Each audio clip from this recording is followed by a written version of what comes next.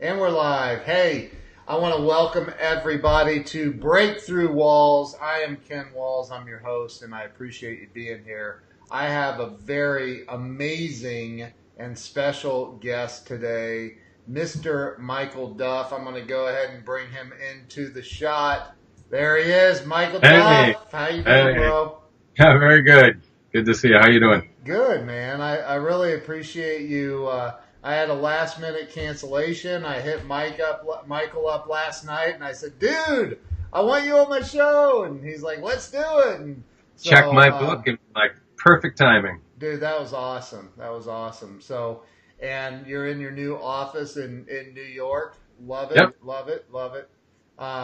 So, as I was kind of telling you, this show is about helping people get through the crap, the walls that they've put up or that they've stumbled into in life, and they can't seem to break through and figure it out. And Right. So we've got some really cool people, and Brenny Larson, Robert Stern, Lisa Caprelli. Lisa is Carrie Kasem, right?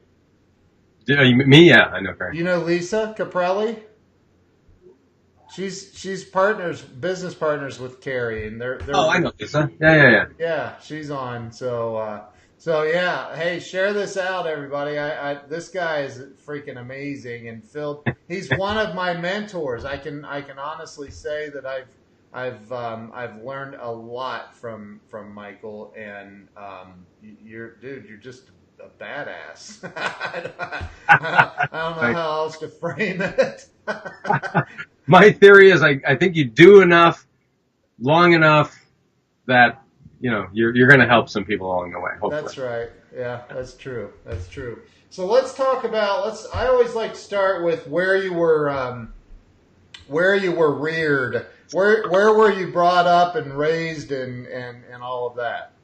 I am from New England. I am from Massachusetts, north of Boston, Okay. and a little town called Tewksbury up near Lowell.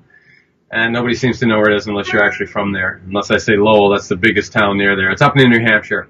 Okay. And I still have family up in the area. And I went to, I'll give you the quick synopsis of my past. From there, we moved to Syracuse, New York. And I hate the cold, and that was the wrong place for me to be. But, I was in high school and not on my own at the time, so that's where I was. Right. Went to college for a little while in the Catskills of New York at the State University of New Paltz, where I played sports and music more than I studied, but I did start as a photography major and wound up a marketing and economics major. I did not graduate. College? Did not graduate college. Wow. However, I was inducted into the Sports Hall of Fame there, which I think is kind of funny. You were? Yeah. Nice. Dude. What sport did you play? Soccer and volleyball. Wow. Yeah. I had soccer was actually what I wanted to do with my life at one point. I was really very interested in playing professionally. Yeah. I don't really think I was good enough, especially looking back, but I was better than most. Wow.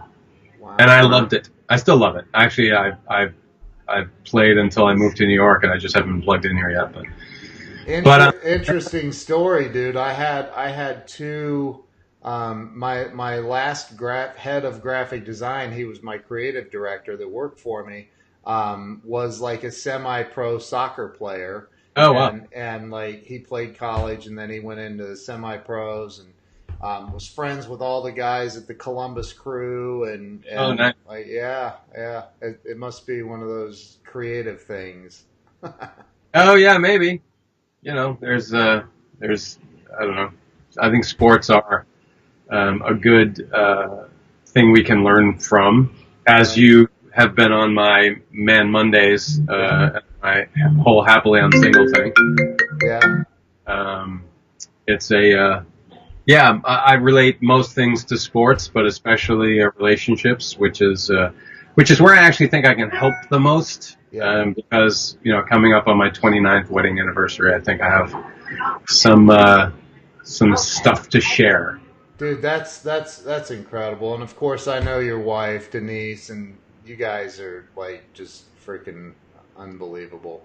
The energy you have, it's like, and I see it. I love that about you guys. And I'm getting a little ahead of myself, but like when you guys look at each other, like you can see it. Like it's like there's this giant.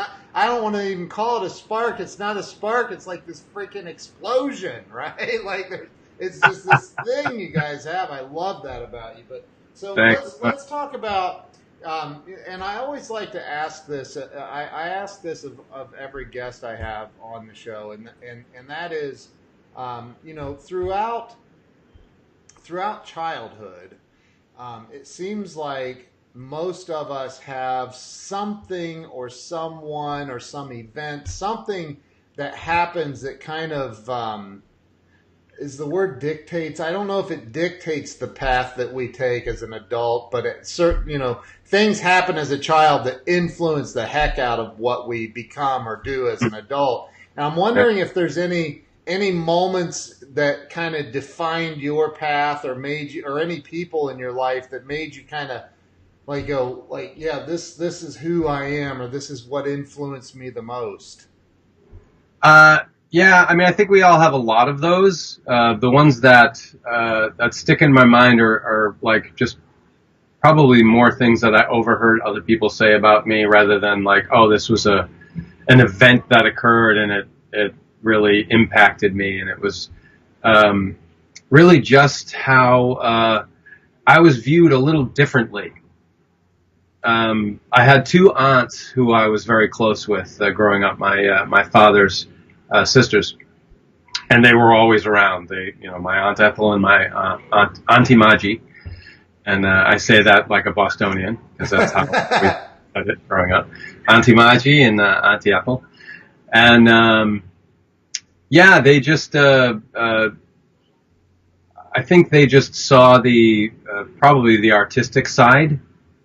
And I just remember my Auntie Ethel, who was a little harsh at times. She could be a little hard, and she very very matter of factly said to one of my other aunts or uncles, and oh, he's just a little different. And I was like, oh, right on. And I love it. It's always something I've dug, and. So that didn't bother you? No, it's actually something that I think I always wanted. I mean, we all want to fit in, right? So it's always right. We all do want to.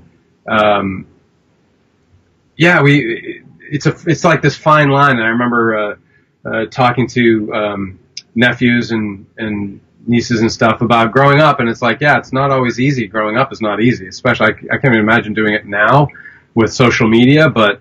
Yeah, even when we were growing up, it's like, yeah, you want to fit in. Yeah. But then at the same time, you want to be an individual, right? And that's that.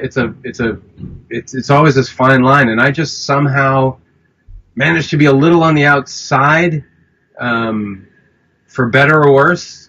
Sometimes I think I was lucky in a lot of ways. I got accepted by a lot of different groups, which was cool. I was in with the jocks because I was really good at sports, but I was also in with the nerds just because I was nerdy, So it's like it's this weird dichotomy of things. Dude, I was the class clown of my senior year, and I have no idea why. I literally have no idea. Just because I like to make people laugh, but it's not like I had no plans to be a comedian or anything like that, but it just, I don't know, just in the different thing, whatever. Dude, you and I are so much alike with that. So much alike. Except for, I mean, you already answered my next question, and that is, did you go to college? But I know you didn't become a professional soccer player. Do they even have professional volleyball? Like they do. Oh, yeah, they do? They don't here. They do here now, but they didn't when I was growing up. And, okay. They did in Europe. I mean, it's huge in Europe and other Like parts. they pay the soccer or the volleyball guys, like or like Yeah, like really well. Like really, in Italy, it's massive. really, It's massive. Yeah, in some parts of the world, it's huge. Yeah, dude. I had no idea.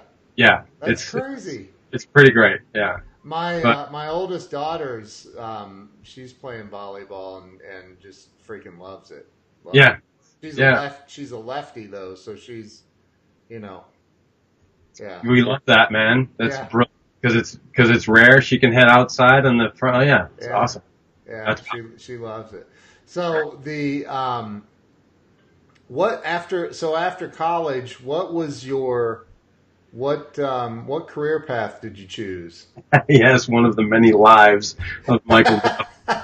So when I was in college, I was, I had played my guitar before, and it was always something I loved doing. I always loved singing. Um, I'm actually really surprised because my family, my brother plays. We were all, asked to play an instrument if we wanted to. Yeah.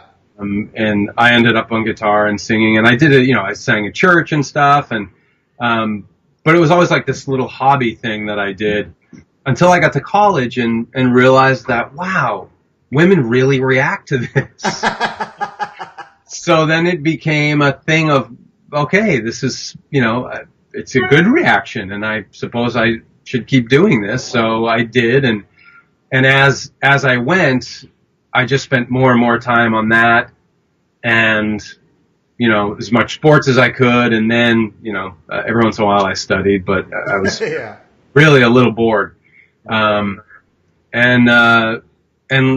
left to go live on Long Island with my old roommate's family and just sort of find my way. Wow. But really, music is what I really wanted to do. So I ended up there, and that got me to LA, which is where I ultimately wanted to be. Wow. Now, how long were you in LA? I was in LA. We just left a year and a half ago. I was there for about 30 years, almost 30 years. Oh my God. Yeah. Wow. Yeah. I had no idea. Yeah, I moved there from Long Island. I was working at Marshall Amplifiers and Core Keyboards, and they sent me out to help open up a warehouse in Canoga Park, California.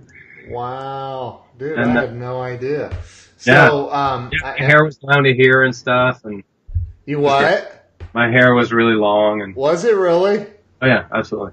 Wow. I need to, I couldn't find any good, I look up Michael Duff on Google and it's some other dude. Like There's all sorts of me. yeah. I couldn't even find a picture of you in the first like few swipes of the mouse, and I'm like, what the hell? All right, I'm going to Yeah, it's Facebook. surprising how common the name is. I didn't realize until Google, I guess. Yeah. So, okay, so I know that you were in a band at some point, and you like cut records and toured and did all that stuff, right? Yep. Yeah. One of their lives. Yeah, I was on a band on Columbia Records, a band called Chalk Farm. Chalk Farm. Chalk Farm. Yeah, it was in the late '90s. Yeah. And we toured with Matchbox 20 and Better Than Ezra and Dishwalla. It was that thing. Tonic. Yeah, those are our buds from the late '90s, and we had a great time. It was a blast, and went through what a lot of bands go through. We had a lot of airplay, and we were on MTV. Remember when they actually played music? Yeah. I remember the very first day MTV came out. The first day. I remember it. Yeah.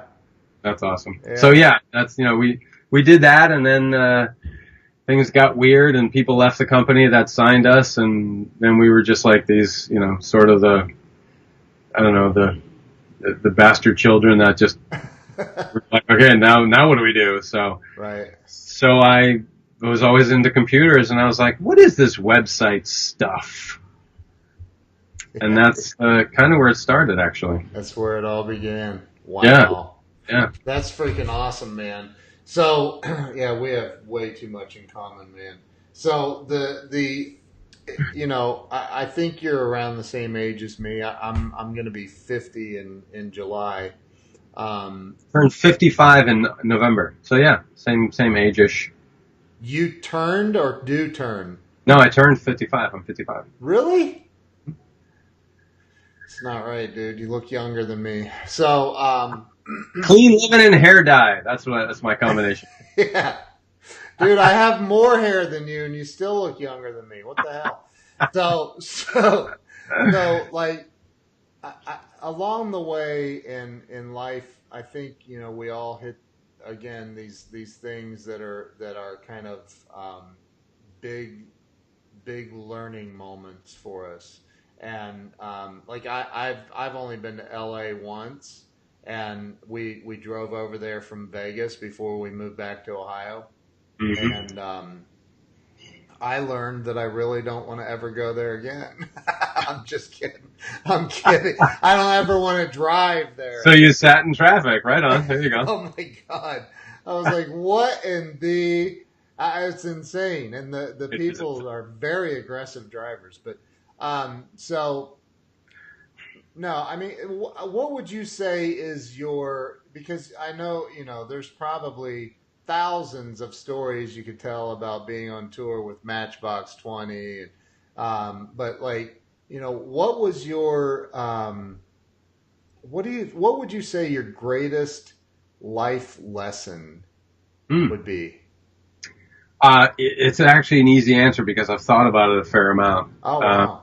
My greatest life lesson is that people are really cool.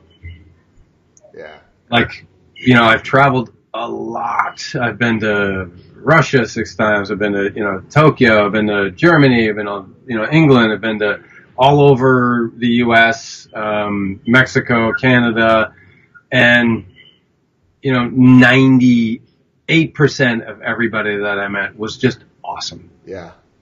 And that's why I don't watch the news, actually, because every time I do, I find myself getting like kind of bummed out and a little scared. Right.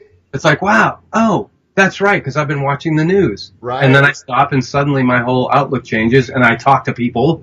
Yeah. And yeah, like all my, my years of touring, just, meeting people, and it really is that the big life lesson is people are really great, given the chance. Most of them are going to do the right thing and help you out. Yeah. Especially if you are the same, and if you're open for that. So, and all my personal enhancement lessons haven't done anything but make it even more certain, really. Wow. I've to validate what you're saying, because I agree with you. But I was in New York for the first time, like 6 or 8 months ago. First time, I'd flown into LaGuardia and JFK before, but I'd never been like in the city, right? And I had to come to Manhattan for a business meeting, and then I needed to go to York, Pennsylvania afterwards. And so what I did was I drove out to New York so I could drive into, right? So when I get out there, and I had this preconceived notion that, walking down the street in New York, there was a 98% chance that you were going to get mugged or shot or stabbed, or, right, gang violence or what. I just had all these things I had seen on TV and heard on the news and everything else about New York, and that everybody's rude and all of this stuff. And so I was kind of preconditioned with those expectations. And right, holy crap, it's nothing like that, man. In fact, I don't think I've ever been in a city with nicer freaking people, ever. Like, it was the most amazing experience of my life. And maybe it's because it was so diametrically opposite of what I was anticipating. Right. Yeah. Like, it was incredible. Like the restaurant that we went to, I was like, this waitress is so nice. I mean, she was so nice. And so, I think that you're 1,000% right on, man, because I've been all over too. And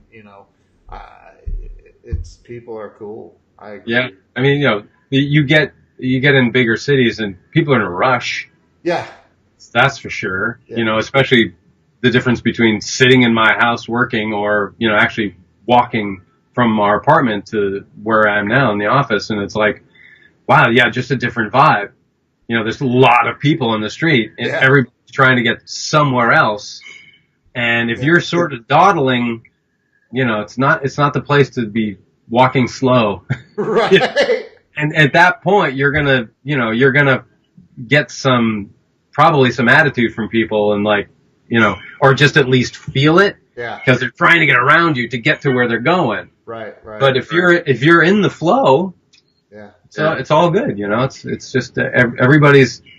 It's one of the things I love most about New York is the energy. It is everything everybody says. It's palpable. Everybody's trying to do something, and I love that.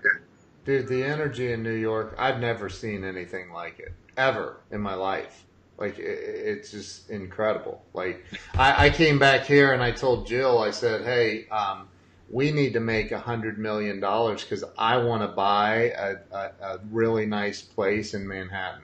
Like I want a nice apartment in Manhattan. She's like, why? And I go, just to be able to say we have one and we can go like hang out there, like, once in a while. She goes, we can get a hotel room. That oh yeah, there's that. Yeah, it'll cost you a lot less to get a hotel room. just come visit. Right. That's the downside of New York. Is it's super expensive. You're again. People need to understand. I think you're one of the wisest people that I've ever known, and so I want to ask you this, and I'm sure you have a perspective, but you're so genuinely nice about everybody. That you may hold back, but I'd love to hear your take on this. What is the biggest mistake that you see other people making in life that stops them from becoming whatever they want to become? Oh, yeah. This is it's a good list. I think it's a little different for everybody, but I think it boils down to things that we probably all still do. Not putting the correct importance on things, and really having very defined goals. I think if you really know what it is that you want, and like actually have it defined correctly, then you can actually work on a plan to make it happen, right? One of my favorite quotes that I heard Herm Edwards say, I think it was on an NFL Network chat, was he said, a goal without a plan is just a dream. And it's like, that's true, and we've all done it. We all do it, and we probably all will still do it. We have, oh, that's right, I want to do this thing. And then it just becomes this thing. Now there's a wheel that started turning for whatever that thing is. Right. So, like, I'm actually working on a thing right now. For better or worse, I've got about 7 of those going. Yeah. And it's a bit of a juggling act. But I'll tell you, the things that get done are the ones that are the most defined. And it's like, oh yeah, that thing. Okay, this is the plan. This is what I have to do. I have to do this, this, this, and this. And then it's a matter of just working out. Oh, my light went out. Then it's just a matter of working out what the steps you need to do. And I think that's probably the biggest thing that holds people back, because they don't maybe know how to plan as well, or they just don't define it something well enough to actually go ahead and make a plan. True. It's like me saying we need to make $100 million, right? Exactly. Our buddy, I know you're friends with Grant Cardone. Like, he probably said the same thing, but what he did is made a freaking plan and then worked at it like crazy to accomplish that. And so I agree with you, man. I like, it's true. It's true. Yeah, one of the things that I actually learned from Grant was write your goals down every night, write them down every morning. And I will say that I go back and forth, I swing in and out of it. Yeah. And I know I'm the most productive when I'm actually doing that. And they're, because it just reminds you, Yeah. we live in a really noisy, busy world, right? Especially doing what we do and really wanting to make something happen. Yeah. There's so much stuff, and it's like, if you're not like rock solid on what it is you want to do, there's a billion distractions that we have. I mean, yeah, just social media. I mean, we want to keep up with our friends and see what they're doing, right? But, Facebook's a trap. You can easily suck an hour away like that. Yep. Unless you're really, I can't because I have to do this thing, which is on my plan to get this other thing done. So, yeah, it's there are tools, that can help us do that. Eric Cornelius is a jokester.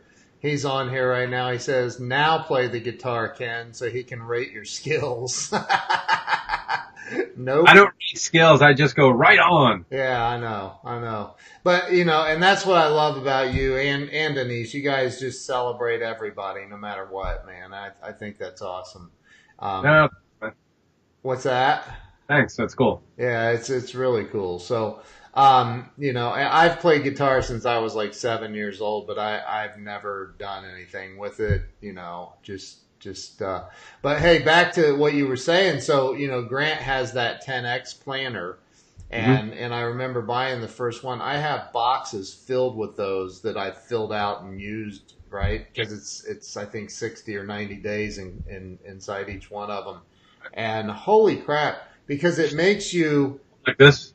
Yes, there you go. It forces you to write down not just your goals twice a day, which is so unbelievable, but also writing down the targets, right? So what I found is writing down your targets in there and saying, okay, today my targets are I want to do a deal with Michael Duff. I want to do a deal with this guy. I want to do or whatever, and literally writing out who it is and it's helped me immensely because every time I write down my targets, I almost always accomplish them.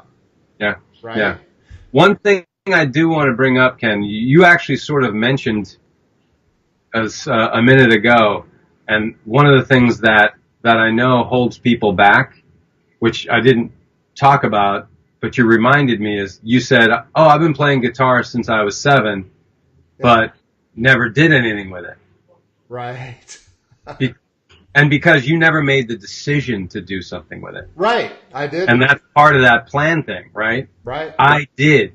Yeah. And that's probably the only difference. Like, I actually made that decision. Yeah. Like, you know what? I'm gonna make this.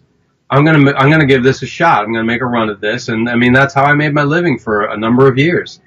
And it was a blast. It was, more work than I ever thought it would be, and it was more fun doing, a ridiculous amount of work. But that, like anything else, like this, this series you're doing right here, you're doing this every day. That some people are like, I want to do that, and they never make the decision to do it. Right. And then it just becomes, again, it's just a dream. Dude, God. Do you guys get it? This dude is freaking smart as hell. That's what I'm talking about. That's exactly what I'm talking about, because I look at anything where, smoking cigarettes. I smoked cigarettes for freaking 30 years. And I knew I shouldn't be smoking cigarettes, but I smoked them anyway. And it was like, well, one of these days I gotta quit. Well, I didn't quit until I finally made a freaking concrete decision. This is it. I'm done with cigarettes. They're ridiculous, right? So, it is making the decision and then taking that action and following through. Again, dude, yeah, you nailed it. Lisa Caprelli says, what drives your purpose? Oh, well, let's talk about what your purpose is. My purpose, it's interesting because there are many, depending on which hat I happen to be wearing at the time. But ultimately, I think most of us end up having the same purpose, which is really, how can we help? Right. Ultimately, I think all of our purpose is to help. But with my Man Mondays and the book that I'm writing, Happily Unsingle, that my purpose is to have other guys and girls, but mostly guys because we need more help. Yeah. Have a great relationship. Like Denise and I, my wife Denise and I think have a great relationship. And there are a lot of things I learned in the 31 years we've been together. So, but the way that I look at things, I think is a little unique in the way that because I'm a sports guy and always grew up playing team sports and love team sports, it's actually something that I can relate really easily to my relationship. And we've done counseling, we've done seminars, and the way that I help is, to relate relationship to sports because guys can easily assimilate that information. Right. So along that line, it's still the same basic purpose is to help, but that purpose is to, like the purpose of having this book and doing the lives I do every Monday night at 9:30 Eastern on my. Hey, Clay, I put your website up, happilyounmingle.com, right? Nice. So Nice. you have a survey on there. It's a 1-question survey, and tell everybody what that's about real quick. Yeah, it's basically, I'm doing a masterclass actually starting next Tuesday. I'm doing this masterclass, and it's basically built around the book that I am writing. But I just, like writing a book is a really long, arduous process, and I want it to be excellent. Yeah. And there's a lot of information that I have, that I just, I want to get it out and sort of test the waters and get feedback from guys and find out if I'm missing something. So I'm doing this masterclass. There's a 1-question survey I have on that site right now, basically asking what's your number one question about relationships from the guy's point of view. And as many of those as I can, I'm going to be addressing in this masterclass, which will be every Tuesday starting next Tuesday it's going to be 4 or 6 weeks. I still have to see how it's going to play out, but yeah. If we're having fun, maybe it'll be longer. I don't know. If we're bored of each other, maybe it'll be shorter. Who knows? But if you go and you answer this one question, you'll get in for free, which is kind of cool because I'm going to be charging for it later. Trying to add value, trying to help. Right. Honestly, it was the push to do this. It's something I've been wanting to do. Again, this thing that my little dream. Yeah. It really, the decision to do it came during this whole Me Too movement. And I was like, yeah, we just need to do better, guys. We just need to do better. So, I think I can help. And, ultimately I'm helping women too, which is a good thing. That's a purpose of mine as well. That's awesome, dude. How's that, Lisa? Dude, that's freaking awesome. That's what it's about. How do you help? That's what I want to do.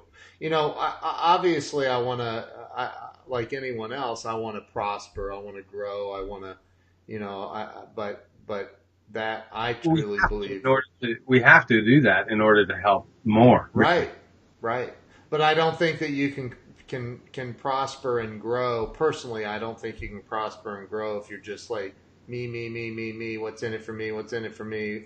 It's more about like, hey, what can I do for others, and as a result, charge for that, and Yep. and grow and help even more. Yeah. I don't think you can do it and be happy. I mean, I think there have been people who have done it, but I don't think I'd want to be any of them. Right. Yeah. History is speckled with those kinds of people. So what would be this might be the perfect segue. What would be the number one? I mean, you can also look around in the everywhere and see stress on people. You can see pain in people's hearts. You can, I can see it. I can see when I can read energy pretty well. And what is one of the things that I think? I guess the question would be, what's the number one piece of advice you would give to anyone who's struggling with because I know it's all up here. It all starts up here. But what is the one thing that you would say to people that are struggling right now with anything in life? Wow. That is a big, broad one. That's broad. I know. I'm glad we didn't start with that one for trying to ease me into Right. the all-encompassing answer of the world. Yeah. What's the secret to life? No, I'm just kidding. Yeah, I actually think that everybody is going to attack this a little differently. Sure. I think people respond to stress different ways. I think one of the best things as far as advice that I can give is to keep learning. Keep improving yourself in whatever way you can. There are a number of different ways. I honestly don't think at this point there's a day that goes by where I'm not reading something that I think will help me, spiritually, business-wise, or personally. It's like there's an unbelievable. We live in an amazingly exciting time for that. There's so much available information. You have to weed through some of it sometimes, but there's just so much helpful information. And most of it's free, or really inexpensive. And I think the more you learn, the more confident you will be. And really, I think stress is mostly related to just not feeling like you're in control. And of course that's sometimes inflicted by other people who may not want you to feel in control. And that's a whole other, again, there's a lot of ways to address this. Your environment, if you have people that are stressing you out, literally that's probably the first place to look. But improving yourself is the easiest thing to do because it's you, and it's, that would be my one. I mean, this answer could be hours long. No, I know you're right, and I kind of anticipated that a little bit when I wrote the question down, but Let's see how he takes this one. Yeah. Well, hey man, things I don't know, so I thought, well, I wonder what your perspective would be, and I do agree with you that typically stress comes from, it's like Grant talks about with, if you don't like sales or you're afraid of sales, it's because you don't know something. There's something that you don't know.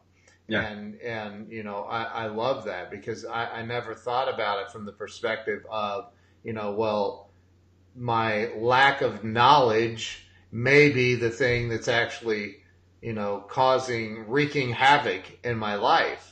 Like stressing out over, I can remember, I'm really good with Adobe Photoshop, but I suck at what's the other one, that you make the EPS files, Illustrator, right? Okay. So like I'm horrible at that because they just function differently, right? They're completely different, and there's similarities, but they're different. And so I have to, if I have to open an Illustrator file, I literally have a panic attack. Like, oh God, this is gonna go bad. Yeah. Right. So but if it's a PSD file, man, Photoshop, I can teach that stuff. But and that's only because I've experienced more of one than the other, and as a result, I've been forced to learn more about Photoshop. So, well, and you get more comfortable, and that's a good and a bad thing. Yeah. That is why Denise and I moved to New York, because we were actually getting really comfortable in LA. It dawned on me. I was like, wow, this is like, I feel like I'm settling down, and that was scary. Wow. That's the reason. That's the main reason. Wow.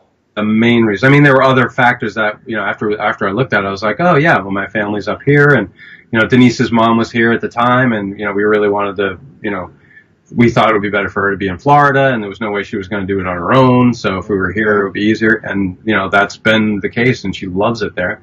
Wow. So just a lot of factors, but it was mostly to shake it up. Wow. Yeah. Isn't that a Cars song? Yes, it is. There are people on this stream right now that have no idea what the Cars even is. Band So from the 80s. Check it out. that's Fantastic right. band. Boston. Learn how to let the good times roll. That's So, nice. but like dude, I think that's incredible. Like, hey, come to the cornfields of Ohio if you feel like you're settling down again. It's interesting. I love it though, man. That's where I'm from, this area. So, but Yeah. like, and I know that you and Denise also have, and I want to make sure that we put in a plug for your wife as well, and what you guys have going with the face cream thing. Oh, yeah. Yeah. Pretty incredible. Like, Yeah, it's been fun. Denise, my wife, Denise Duff, she, I'm sort of the guy behind the curtain with this whole thing. She started a skincare line, the end of last year called In Your Face. And, it's In Your Face by Denise Duff. The first product is a face cream, a moisturizer, and it is getting unbelievable response. Even you can. I have gone. I've Great. never It's used the actually, stuff ever in my life until you guys, and I'm like, all right, I'll try it. It's yeah, incredible. it's the only thing that I actually like to use. And, I've tried over the years different highfalutin, whatever. And it's like, this is like the real deal. It's all natural. It's all, it's been really exciting. It's been, of course, it's not like I have nothing else to do, but, Yeah. it's super fun, and it's a new world for me and us. Yeah. Yeah, just lots of moving parts, jars and lids and new products. We're looking at doing new things, and Wow. we're actually we just signed with an agency that is going to be selling us to high end retail. So. And the website is in your face inyourfacecream.com. cream.com. Yeah. There, I had to override yours, so and make sure everybody, the men on here, go to happily.unsingle.com. Take the one question survey. It's a one, and hey, you're helping Michael with research for the book and all the other stuff that you have attached to that as well. So, Yeah. But the In Your Face cream, my wife uses it. I use it. It's incredible. Like I put up a review for you guys already on that. It's insane. It's Awesome. And I've never used anything like it, but and it's now it's starting to kind of diminish. But I had this little aging spot starting to appear there, and it's literally helping that. So It's amazing, right? And it's just it's unreal. all natural stuff. Yeah, it's incredible. It's unreal. That's why I only look 29 now. So Yeah, there you go. yeah. Oh, I forgot before I said clean, living, and hair dye and In Your Face cream. That's right. I was hoping you were going to plug it. Like, come on, dude. But so what's next for Michael Duff? More of the same. I'm, as I said, we're doing this book. I have some other stuff that align with it. Yeah, I'm actually working on a flash briefing for it. Nice. So hopefully in the next couple of weeks, you'll be able to say, Alexa, Oh, no activate kidding. the happily unsingle skill, flash briefing, and Wow. yeah. I have a friend. I wasn't going to say it, and now I'm glad I did, because now that I've said it, it's going to put more pressure on me to follow through. Which is Dude, good. if you need any help, I've got a buddy that's a really good friend of mine that if I ask her right now to give me a flash briefing, his is the very first one that pops up. Nice. And it's just on technology and marketing. So That's very cool. yeah, it's very cool, dude. So Yeah, the way of the future, man. All voice. it's crazy. I can't if I say her name she perks up, but I have it in almost every room in my house. Oh yeah, love it. I've ordered toilet paper from her. Like I literally have, and it showed up the next day on my doorstep. I was like, So This great. is getting creepy, man. This is crazy. But Yeah. like she controls lights in my house. She's yeah. Yeah. It's great. It's, It's the way incredible. it's I going, say man. she like it's actually a female and it's not, but you know what I mean. Yeah. But so you're just gonna keep rolling, doing the same thing. Keep rolling, man. Yeah, and we're gonna, like I said, we'll be, we're pushing to go into retail on this, on our cream. Yeah. You know, Duff Web is my digital marketing company, which sort of drives all of these things. Yeah. Yeah. Um, and, yeah, Duffweb.com. duffweb.com, yeah. Yeah. And Go then, check. and we also have a stock footage company, all for drone footage called Drone footage. dronestock.com. That's right. I need to check that out because I'm always looking for good B-roll. It's amazing. We're a marketplace, so there's clips being put up from all over the planet, and it's stunning. This footage is ridiculous. What's the average price on those? Do you know off the top of Depends your on what head? you need. 4K is at 190. Okay. People don't need it, but high end production needs it. Yeah. The 1080 clips are $90, Oh, that's not bad. and they're stunning. Really? Yeah.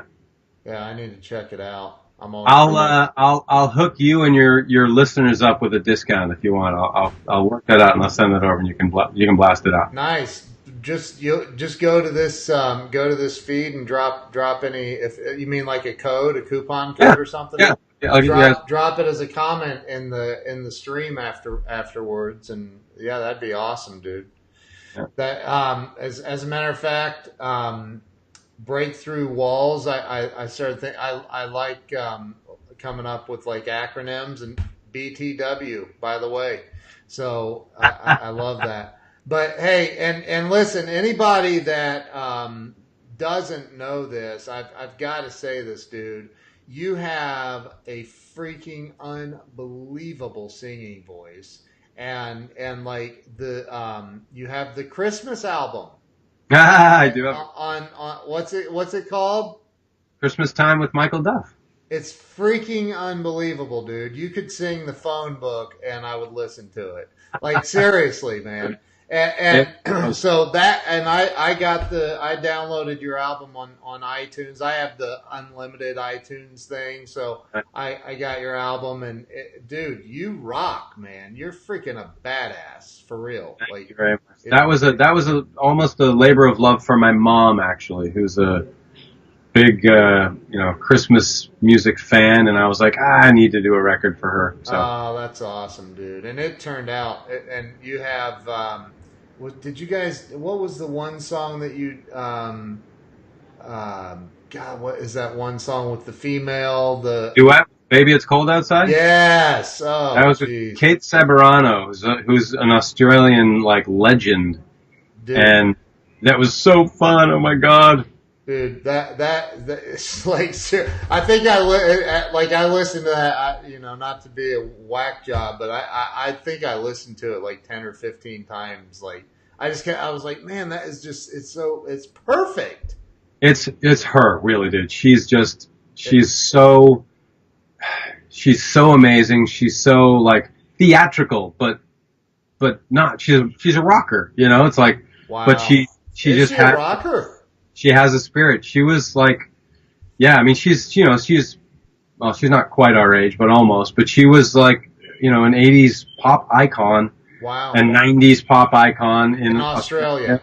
Yeah, and she's just continued to be wow, legendary there. She was just awarded it's the highest award you can get in Australia for music. Just so brilliant. Wow. Yeah.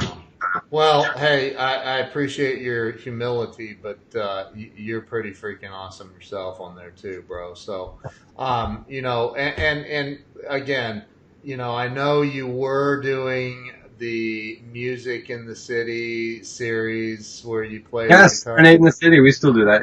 Yeah. You are still doing it? Yeah, we still do it. It's not consistent. There's no real schedule. It's can we work on a schedule? so what Ken's to my calendar? Yeah, what Ken's talking about is a Facebook Live that Denise and I do on her page, and it's sporadic. It used to be more often, but we've got all these other things going on that I think we just sort of, I don't know, forgot. But it's a lot of she hears a song, she's like, oh, I want you to do that one. Right. I'm like, oh, okay. So then I'll end up learning the song and we do it, and it's alive, and we talk for a little bit and do some marriage tips ahead of time, and then we just I launch into the song or two or whatever. It's incredible. What do you guys call it? Music in the City? Serenade in the City. Serenade, that's right. Serenade in the City. Yeah, it's incredible. We have to do another one. We're going away for Mother's Day, but maybe Tuesday nights, maybe Wednesday night. Maybe this coming Wednesday night. Cool, dude. That'd be awesome. Tune into Denise's channel a week from tonight. Look at them scheduling everything. Yeah. Okay, Serenade. I'm making a note here. Serenade. Denise, if you're listening, schedule Serenade in the City for next week. Right. So I think if she was listening, she'd be saying something. So, one of the I use this software, and I can't tag you until we're done. Oh, I gotcha. It's weird. Right. So you would have to share it out. Cool. So anyway, well, listen, man. Anything else you'd like to share with my guests about how awesome you are? I'm kidding. One thing I will say, which actually reminded me of when you were talking about the song with Kate, is I actually recorded a version my side because she was in Australia, so right. I uploaded the tracks for her to do. She recorded it in Australia, right, and then sent it back. And then I realized once I heard hers that mine wasn't good enough. So I had to redo mine. And that actually is one of the things that, as far as advice, surround yourself with people who are better than you. Yeah. And then it will force you to step your game up. So however you can do that, just surround yourself with people like Ken, who can drive you, can push you to be a better version of yourself, and that's just good for everybody. Wow, that's awesome, dude. That's probably the best advice you've given on this entire 52 minutes. Save the best for last. That was solid, man. Michael, I love you, man. I appreciate you. I love you and your wife. You guys are freaking awesome. So. Thanks. I may be in New York in the next week or two, man. I'm trying to make that happen. So I got some stuff to do out there. So we need to connect while I'm out there. But shout out, bro. Thank you so much, man. I appreciate it. Thank you, Ken. All right, and thank you to everybody who's on here, who shared this, the likes, the love, the shares. Appreciate all of you. We will see you guys very soon. Peace out. See you.